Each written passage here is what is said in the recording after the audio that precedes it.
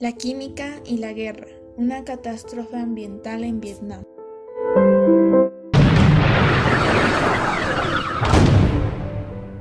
Muchos niños nacidos sin brazos, piernas, sin cabeza, cara y cámara cerebral son la consecuencia de esta guerra que aún se hace sentir. Las deformidades faciales aún son constantes. Gran parte del ecosistema ha sido destruido. Más de 3 millones de personas murieron, 3 generaciones. Miles de vidas humanas acabadas por una guerra química que sin precedentes sigue impune. Aún no se recuperan de la secuela. Creemos que esto no debería repetirse en ningún otro lado del mundo. Lo que conocemos como Guerra de Vietnam fue un conflicto que enfrentó a las dos partes en que se dividía el estado de Vietnam, norte y sur, entre 1955 y 1975, ya que a raíz de la intervención de cerca de 40 países se convirtió en un conflicto internacional, uno de los más recordados del periodo de la Guerra Fría. Por lo tanto, fue la causa de la muerte masiva de seres vivos y con ella el deterioro del medio ambiente. Incluso cabe resaltar la afectación psicofísica que sufrieron las personas que se vieron involucradas en la guerra. Un ejemplo son los miles de centenares de soldados que terminaron con una amplia adicción a las drogas y una dificultad para relacionarse en la vida civil, ya que perdieron a sus familias, hogares y amigos. También la radioactividad dejó a muchos hombres parapléjicos, cuadraplégicos y con diversas discapacidades. En cuanto a medio ambiente, Estados Unidos se armó de nuevas estrategias para atacar a la guerrilla de Vietcong con productos altamente químicos y tóxicos, tales como son el napalm y el agente naranja. Estos se usaban para despejar grandes zonas de selva. El primero era un incinerador que quemaba todo lo que tocaba. El segundo es un herbicida defoliante que acababa rápidamente con enormes extensiones de tierra. Incluso dejó graves problemas de contaminación agrícola y deforestación de bosques. Aparte de todos estos daños del medio ambiente, aterra el número de muertes que dejó toda esta guerra. Más de 58,000 estadounidenses y unos 250,000 survietnamitas fallecieron en la guerra. También en Vietnam del Norte murieron 1.100.000 personas de tropas, y la cantidad de muertes entre civiles de ambas partes entre 1954 y 1975 se estima que sea de más de 2 millones. Otros países que mandaron apoyo a Estados Unidos para su guerra cobraron la vida de 5,000 coreanos y así también la vida de más de cientos de australianos y tailandeses.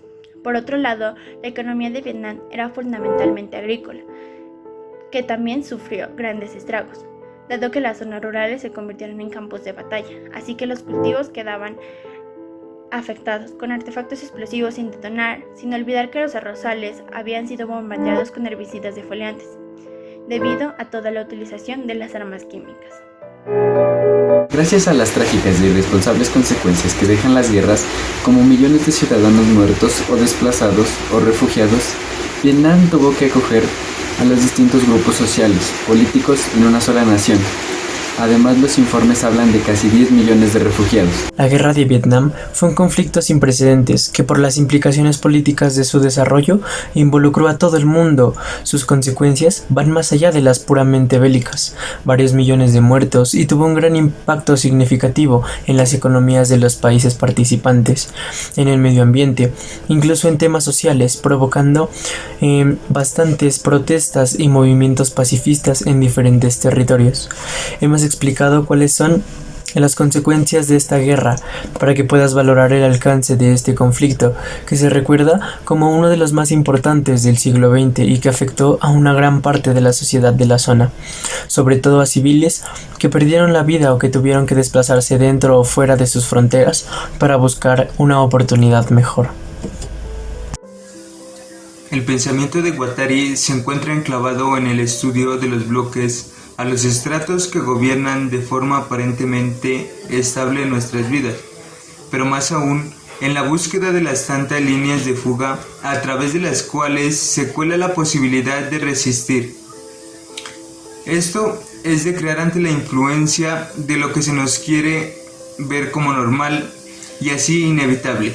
Como ejemplo de esta situación podemos tomar en cuenta que los vietnamitas sufrieron en su territorio el vasto poderío militar y bombardero de Estados Unidos, e incluso cayeron más del doble de toneladas de bombas que solo Estados Unidos y Reino Unido lanzaron en la Segunda Guerra Mundial.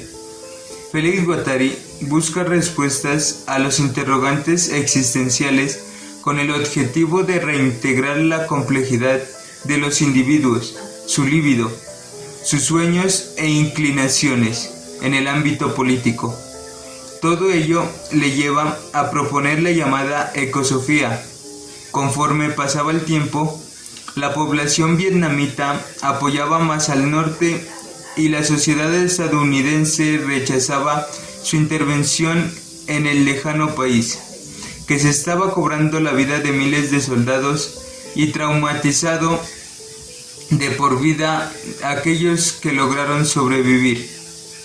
Y así, este pensador nos ayuda a entender que la filosofía no puede librar batallas contra los poderes, pero mantiene, sin embargo, una guerra sin batalla, una guerra de guerrillas contra ellos. Por esto no puede hablar con los poderes, no tiene nada que decirles, nada que comunicarles, únicamente mantiene conversaciones o negaciones. Y como los poderes no se conforman con ser exteriores, sino que se introducen en cada uno de nosotros, gracias a la filosofía, todos nos encontramos constantemente en conversaciones o negaciones y en guerra. Garantizar una vida sana y promover el bienestar para todos en todas las edades. Esta guerra ha sido compleja para la población de Vietnam por el hecho de que era una guerra sin esperanza, sin fe. Se pedía libertad, paz y que el gobierno, junto a países externos, solo le brindaban catástrofes y dolor. El miedo y el dolor son cuevas, refugios para el temeroso. ¿Qué hay en ellos que los hace preferibles a la vida? Los elegimos porque generalmente no conocemos otra cosa. Nos llenamos de intensidad del dolor y como estamos constituidos por ellas, no podemos más que ver el mundo a través de ese mismo dolor. Aramis, Rousseau. Por otra parte, la revolución molecular constituye, sin lugar a dudas, uno de los elementos centrales para entender el análisis que llevó a cabo Guattari sobre los movimientos que dinamizan el campo social.